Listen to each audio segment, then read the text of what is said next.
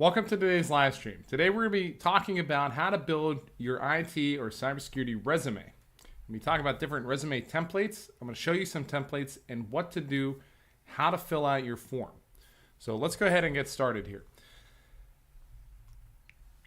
So today we're talking about how to build your IT and cybersecurity resume. And there's some things to keep in mind when doing this. First, let's talk about what makes a good resume. This one I have here is a very simple design, but it's effective. And you don't want to go too overboard with a resume. When you start with the resume, the idea is to develop something that's going to eventually get you an interview. The resume gets you the interview, it doesn't get you the job. So you want to have something that highlights and shows your skills. So we want to keep it simple. We don't want to make it too complex. Now here's an example of a couple resumes that we have here. We have this one. This is pretty common. This one here with like a 2-column approach. Usually it's like a 1/3, 2/3 approach. And then we have this one here, more of a traditional type resume. Of these three, I like this one the best. I'm going to talk to you about the reasons why. The first one here, if you put your picture on your resume, you're opening yourself up to bias. You don't need to have your picture on your resume unless you're like a model or you're looking for a modeling job, something like that. So I don't recommend putting your picture on the resume. You know, we'd like to think that there's less bias in the world, but there is. So I would recommend just keeping your picture off. This format with the column on the left and the columns on the right can be pretty good. But other than that, I would take the picture off, and this could be an okay template. It's a little busy in my opinion. There's too much graphic noise going on. You have these lines and these bullet points here. It's a little confusing. The text is a little small in comparison. You want to keep it simple. Somebody's going to be looking for you, at your resume for about 30 seconds. So keep that in mind when you're making that resume. And thank you very much for the super chat. Appreciate that. Hope this is helpful for you, and I hope we'll give you some tips here to help get hired. Now, references, I think, should be kept off of the resume. In general, references should be on a separate sheet or available upon request. A lot of times you put in references or you attach them along with a cover sheet. So I want to put the references right into the resume itself. The resume should be about you.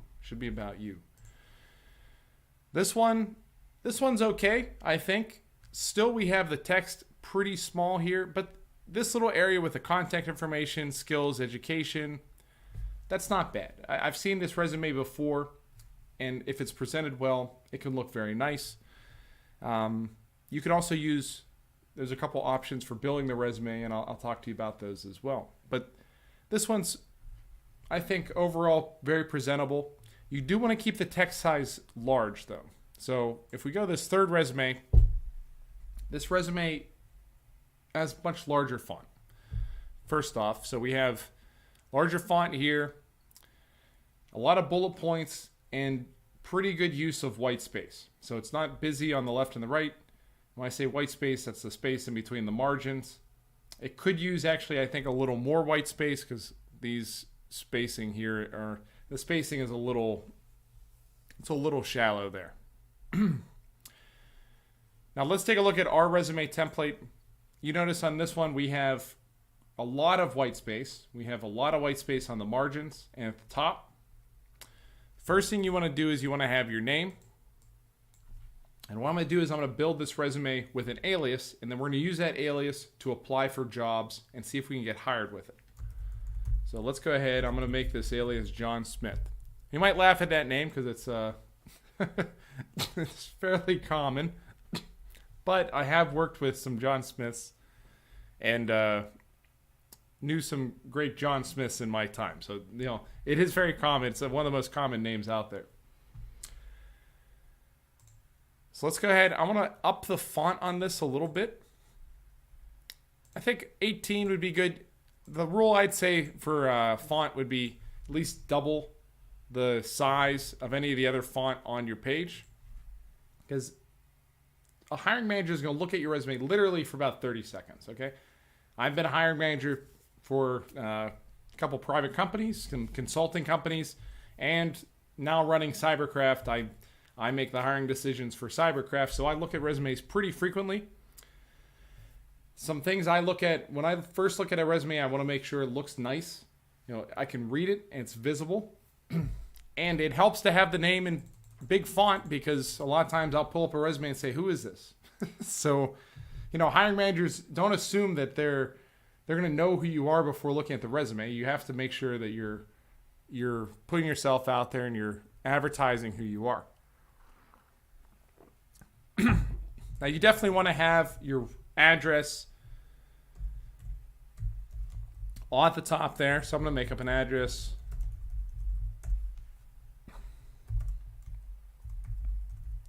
Let's say we're from Baltimore.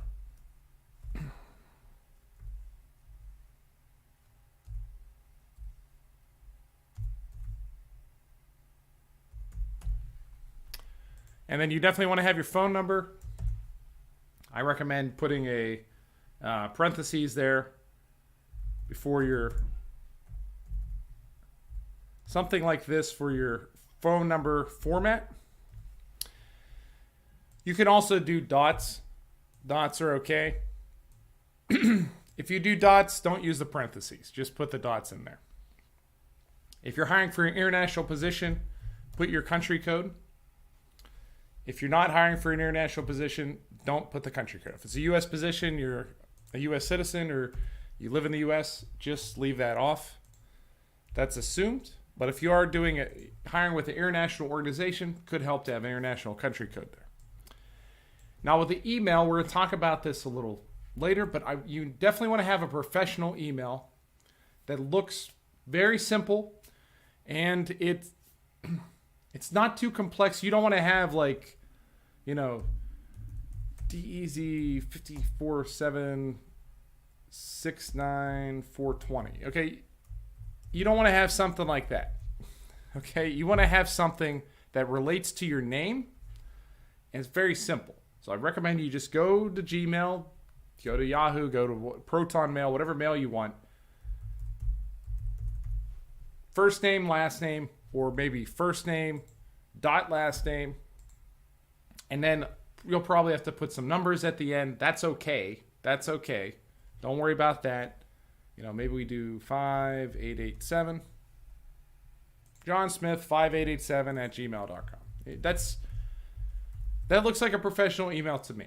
Okay, that's someone who is using an email for their job applications. Of course, there's going to be a lot of John Smiths, so there's some numbers at the end, but it's not something, that has to do with a hobby, or it has to do with anything political, or anything music related, or anything else besides just your first name and last name. That's really simple. Then definitely have your LinkedIn profile. Okay, and you can get your LinkedIn profile. We'll talk about doing the LinkedIn profile on another date as part of the series. LinkedIn.com, and then you're going to do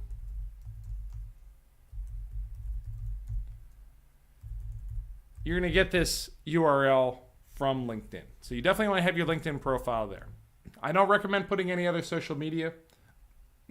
No Facebook or Instagram or anything like that. Just the LinkedIn. Okay, let me answer some questions here.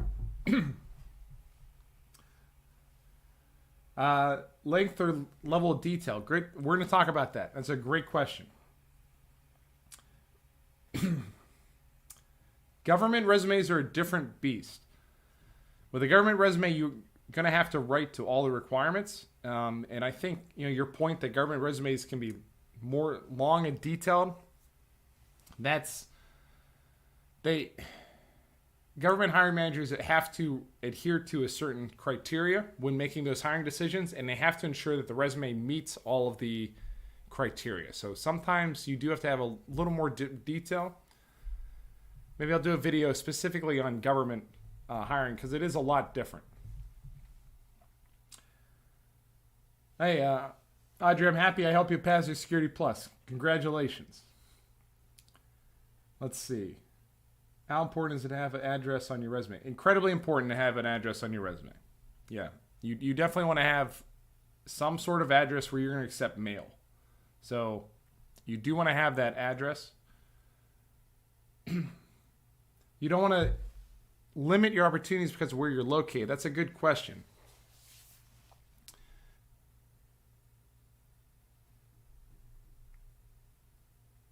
I think it's important to have an address, but that's a good question about if you're going to have bias about where you're located. That might be something to consider.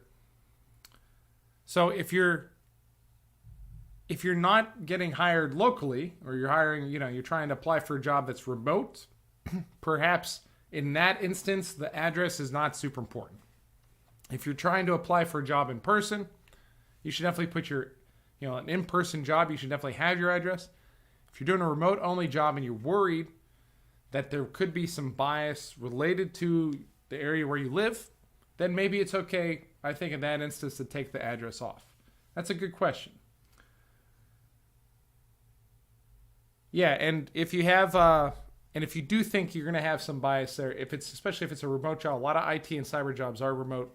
It's okay, I think, at that point to leave the address off. It's a good question. Good point there. Thank you.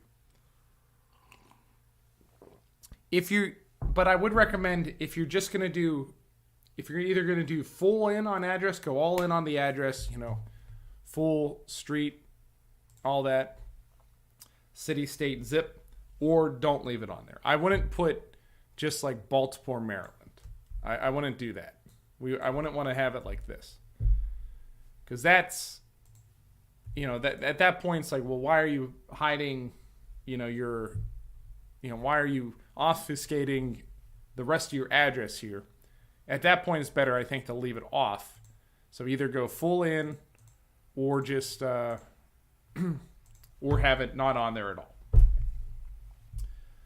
GitHub, that's a great question. Should I include my GitHub? If you do have a GitHub, I would definitely put that on here. So if you have a GitHub, go ahead and put that on. .com/John Smith. That's a great question.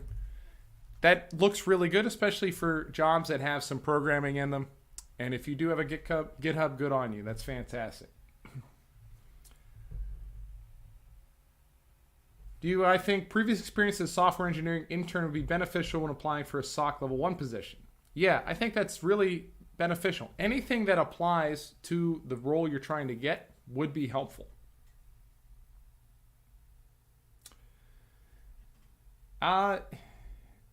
If you live in Maryland, then I would put your Maryland address. And if you're applying for a Washington, D.C. area job, just put your Maryland address. I think that's fine.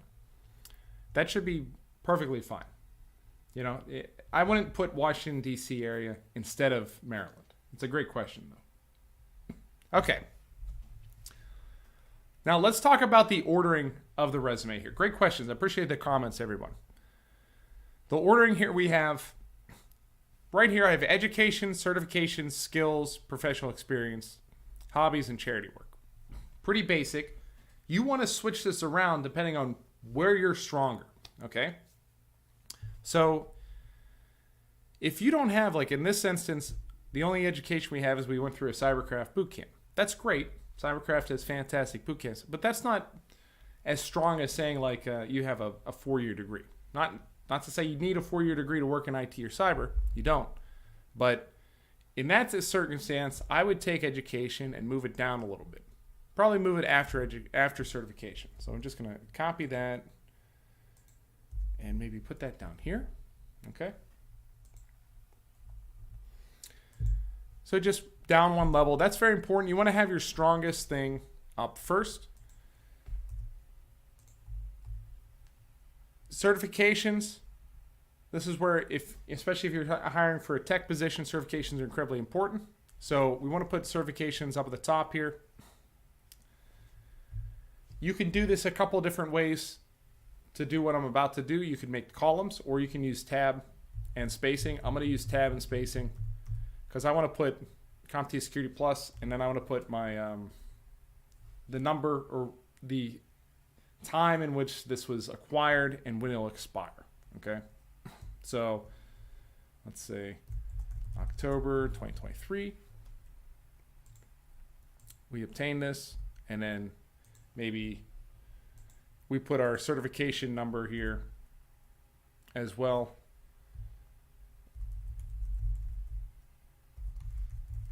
Membership number. Don't necessarily need to do that. I think putting CompTIA Security Plus is fine. And then we want to line this right up to the side of the page here. Okay? Want to make sure that's lined up with the margin. And then again, I'm going to do that for the CISA Plus. So maybe this is somebody trying to get a SOC role. Now we'll say January 2024.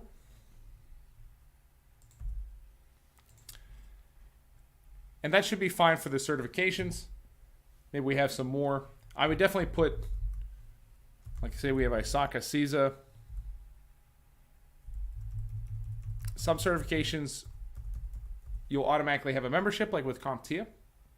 You need that membership to have it. Something like ISACA, you would have that ISACA's membership separately. So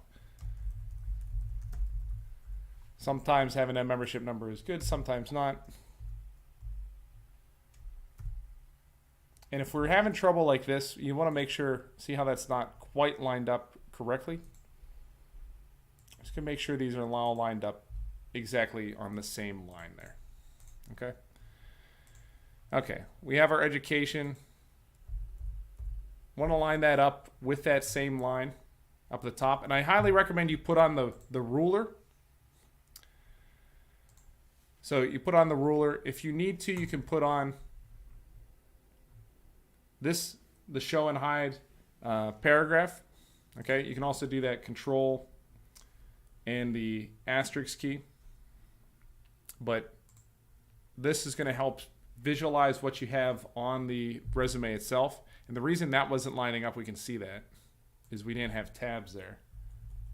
So let's go fix that.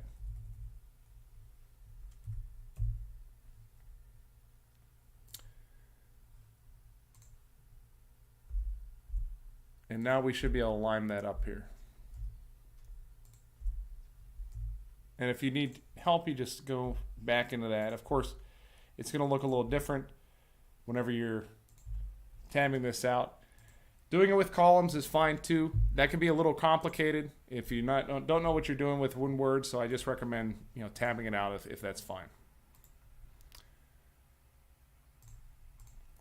Okay, so certifications. If that's our strong suit, that's what we're going to put up top. Okay, especially if the job requires certifications. If the job's asking for certifications, we want to have certifications at the top. Now, I recommend building a resume that's going to allow you to apply for multiple roles. Don't just build one resume per role. It's impossible. There's too many jobs out there to find. There's too many jobs to apply for. You're not going to be able to, ideally you customize every resume for the specific role. My recommendation is to customize the cover letter instead for each role, not necessarily the resume. You want to make a resume that speaks to your general cybersecurity and IT knowledge. It's very difficult with hundreds and hundreds of positions you'll find in your area every day to customize the resume for every single one. Now, you might want to customize that for a specific company, but customizing the resume for every single job is just, that's not going to happen. It's too broad. Okay, we have a skills section here. I'm going to come back to that skills section, and then we're going to talk about professional experience. Let me answer some questions before we get in through here. Let's see. Yeah, I'm going to post this resume template in the description so you guys can download this for sure. Okay, so this is a good question. What do you include in this professional experience? Do you include things that are not relevant? Now, that's a great question. I would I would definitely include a work history that shows that you've worked, for X number of years. You don't want to look like as if you're coming in fresh with no work experience, but you need to tailor your work experience to what you're doing now in IT and cyber. So you had you worked if you worked at like a termite inspector or like a mechanic or something, it's still helpful to put that on maybe towards at the bottom or wherever it's relevant to show that you've been working. You want to try and highlight things that you've done that relate to tech and IT security in that job, if possible. And sometimes you really have to think about, how you did things like that. So if you were a termite inspector and then you had to send, communication or communicate back with headquarters for the results of an inspection, you might say managed remote communication on site to ensure inspections ran smoothly, something like that. Now it's kind of a stretch, but that shows that you have some technology experience within the job. Okay, you don't want to talk about the intricacies of termite inspection. You want to talk about what you did tech-wise in that field that would have helped you. So let's take an example. Let's say this person, John Smith, used to work as a mechanic, okay? So I'm going to type automotive. I'm not going to type mechanic, okay? I'm going to type automotive technician, okay? Now, obviously, they were a mechanic, but we're going to say technician. Sounds a little different. Now, in each of these job roles here, I'm going to type a little paragraph about what they did. And then what I like to do, my recommendation, is to do significant achievements. So you have a significant achievements section.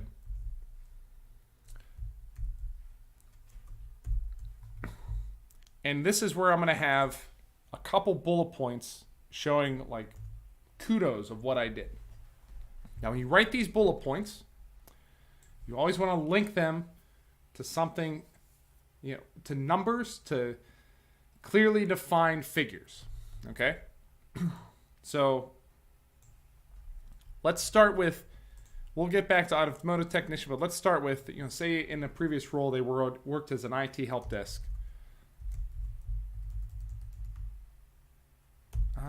IT help desk IT help desk.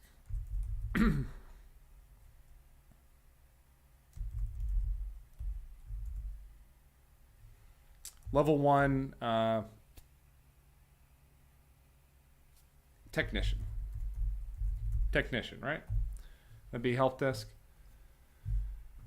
All right, and then so here I'd have IT help desk level 1 technician. You can either have the company on the right here with location. If that gets too busy, just go ahead and put on a second line. That's fine. So maybe that's getting a little too busy, but you just need to be consistent with every job, every listing there. So now if we have a space here and we don't want that space, I'm going to right click, paragraph, line spacing single, and then also we're going to have to do the spacing before and after. So I'm going to set that to 0. We're just going to make up a company name, TechSoft. And instead of putting this at the bottom, I'll put this here. Location. Location's not necessarily incredibly important, especially if you're working remotely. But you might want to have that. So let's say this person worked in Annapolis, Maryland, and they worked as a help desk technician for a year. So let's say they worked February 2023, and they're currently working there.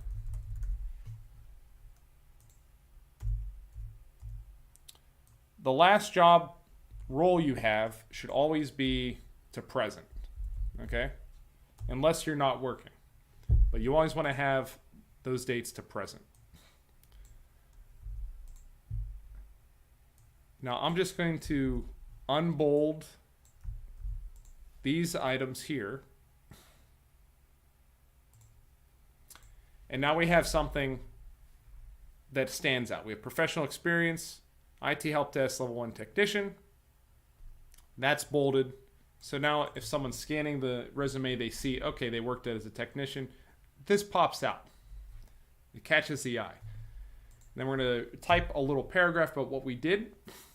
When we type the paragraph, we're always going to use past tense bullet points, or no, past tense verbs. We want to make them concise. And then here we're going to have our significant achievements, okay, that we're going to show what we did, if we got any awards. And we have to be creative here. We're not lying, but we're being creative, and we're making sure that we're highlighting and we're selling ourselves, okay? We're our own advocate here, so we have to make ourselves look really good. You got to make yourself look good on your resume. So we're going to say, and this could be related to the job role, but we want to make this related to what we did, related to the next position that we want to achieve. So say we want to, this person's transitioning from a help desk technician and they want to get into a SOC analyst role. Okay, so what would be helpful for an IT technician to get into that SOC analyst role? Where are the parallels there? So SOC analysts and IT technicians both work with tickets. Okay, so we could say managed IT service tickets. And we always want to say, like, not just managed IT service tickets, but we want to say, you know, why or how we did a good job with it. Managed IT service tickets with an average turnaround time of, 2 hours. When writing any number, okay, you would write out anything from 1 to 20. Anything beyond that, you'd write out as a number like that. So you would write out 1 to 20, and then you would type out 21 onwards. That's just a good rule of thumb to follow. So managed IT service tickets with an average turnaround time of 2 hours. Assisted customers with IT concerns and issues. And I'm starting this with a past tense verb of what I did. And we'll just keep this simple here. Remediated tickets assigned, remediated assigned tickets in a timely manner, for example. Okay, now significant achievements. This is where we highlight what we did really well. So maybe we tackled or we did led the team in number of tickets,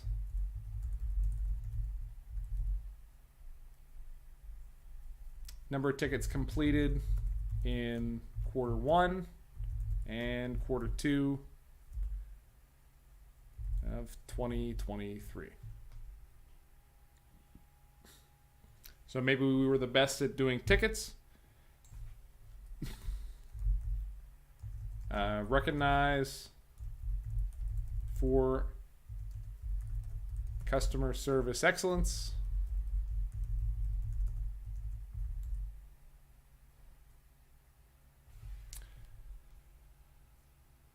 And we could also say here, led the team in number of tickets completed in quarter 1, quarter 2 of 2023. That's really good. I'm not putting that to a specific number, but that sounds really good because I'm comparing myself to everyone within the team, for example. And then we can also, if we want to have something that's numeric, remediated tickets with an average response time of under 2 hours, for example. Maybe that's really good. Now, if we're doing the bullet points, we're not going to, and we already have that here. So if we have it here, I'm going to go ahead and take that off here. Now we'll keep it on. But in the significant achievements, this is going to be a whole paragraph. Okay, so it's unlikely that someone's really going to read that whole paragraph. The hiring manager is going to read the whole paragraph. So what you want to do is you want to have that significant achievements. So when someone scans the resume, the hiring manager scans the resume, they're going to see, okay, what's their experience? IT, help desk level 1 technician. Okay, they'll probably glance over this, which is fine. Very, very rarely are they going to read your whole paragraph. Okay, I know you put a lot of work into the paragraph, but oftentimes the hiring manager is just going to look at the quick details, and then they're going to decide if they want to get you an interview. In the interview, that's where they're going to ask you specific questions about what you did. But if they see, oh, significant achievements, they could read bullet points very quickly. Oh, what did they do? Led the team in tickets completed. Well, that sounds good. Recognized for customer service excellence, media tickets and respond. Okay. Well, that's what they'll probably read. So you're telling them, you're basically showing them you're leading them by the eyes. You're showing them exactly what you want them to see. You're saying, so we look down this resume, we see John Smith. Okay, this is in bold. I'm the hiring manager. I'm just going to act like I'm looking at a new resume. What do I see here? I'm looking at John Smith. I'm not looking at this. Maybe I see that they have a LinkedIn on there. I see certs. Security plus Slice plus CISA. Got it. Education. Did a boot camp. And we put on probably the other 2 boot camps on here. Of course, we want to do that. I'm not looking at the dates here. Skills. Okay. The skills section, we'll talk about this in part 2. Skills section is just to get you through the applicant tracking system. And then I see professional experience, IT help desk level 1 technician. Okay. Significant achievements. What's this? Led team, number of tickets, recognized for customer service, mediate tickets, average response. Okay, well, that sounds good. So right there, all I got name, they have certs, they had education, okay, skills, I'm not reading all those. Help desk level 1 technician, significant achievements. So, boom, we're leading them by the eyes there. The other thing I'd recommend doing here is taking this skills section, since it's not, we're looking at it, it's not helping us. Put that at the bottom. Put that before hobbies and charity work. But we have that towards the bottom there. That's going to be very helpful. It's important. But if it's not catching someone's eye, then we don't want to have it. So then we have this right here. All of a sudden we have 4 little sections. 1, 2, 3, 4. That we see, we're catching the hiring manager's eyes and we're showing them, we're highlighting. Now they know that John Smith has Security plus Slice plus CISA. It worked as a technician, help desk technician, and was very good at their job. That's great. For looking at the resume for 15 seconds, if you can get a hiring manager to figure that out in that short amount of time, you're doing a really good job. And all we've done here is we played with the fonts, we played with the positioning, and we put in some bold and italic. We're just using these visual cues to help fool the eye and draw the eye to where we want them to be on the resume. So I hope that's helpful just in the strategy of building the resume and why a simple resume like this can be very effective. Because we have these, we're drawing them through the resume and we're leading them on a visual journey through our resume. Okay, let me take some time to answer some questions here. Would I include experience gained from boot camps and job industry? Yeah, absolutely. I would definitely add those because some boot camps, though most boot camps really should be on your getting you a certification.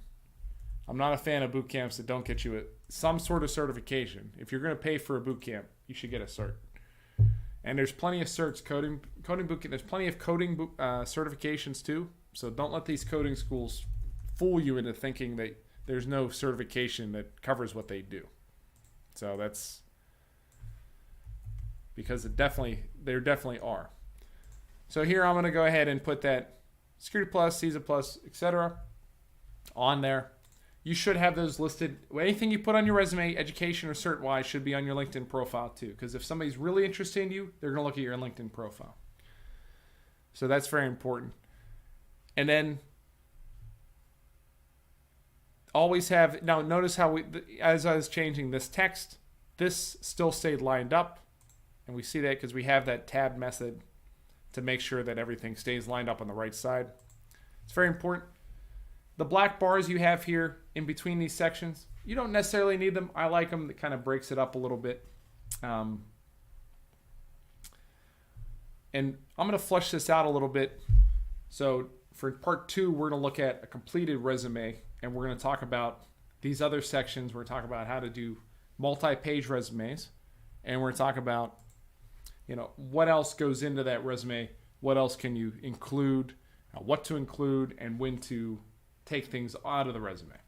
So, and we're also, this is going to be a whole series. We're then going to talk about making the LinkedIn profile, doing, going through the hiring process, getting yourself noticed, getting yourself an interview, and then what I'm going to try and do is take this resume, apply for jobs, and see if we get calls, see if we get some interviews here. So we're going to set up a dummy number, and then we're going to see if we get some interviews. And I'd like to ultimately, see if we get hired. Or a fake person. All right. So great job today. I really appreciate everyone joining in. Fantastic work. If you guys are interested, if you want to advance your career, check out links in the description to go to cyberkrafttraining.com. We got certification training for our CompTIA, ISACA, ISC2, and EC Council certifications. Happy to get you a cert, help get you hired. I'll be putting the link to this template in the description too, so you can download this template, use it for yourself. And if you need anything, don't hesitate to reach out. Happy to help you. Hope this was helpful. Have a great day, everyone.